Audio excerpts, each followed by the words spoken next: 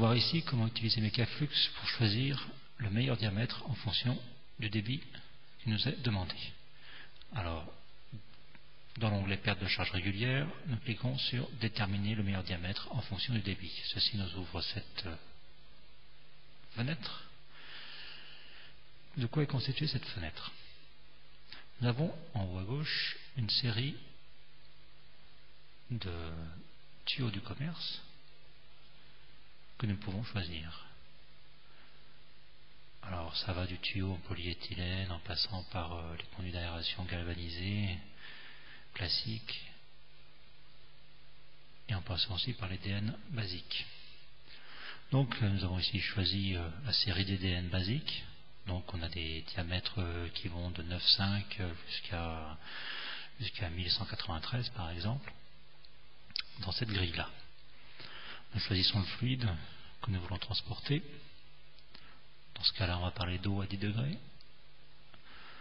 Étape 2, nous allons rentrer donc le débit qui nous est demandé dans notre cahier des charges, par exemple. Nous allons cliquer tout simplement sur chercher le diamètre.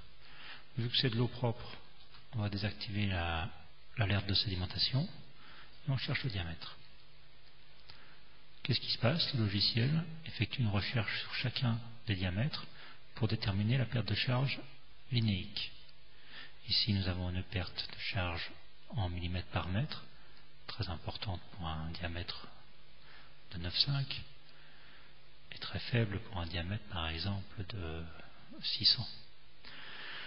Alors, c'est vrai qu'on peut avoir une très faible perte de charge, mais le diamètre serait très important, donc engagerait des prix de pose très élevés. On pourrait aussi choisir un faible diamètre, mais à cause de la vitesse du fluide dans le tuyau, nous aurions des pertes de charge élevées et donc des coûts en consommation et en frais de pompage assez importants. Donc, communément, on admet qu'un bon compromis, c'est une perte de charge linéique comprise entre 10 et 20 mm. Ici, nous avons détecté un diamètre qui nous offre une perte de charge linéique de 18,65, donc il est élu comme diamètre intéressant.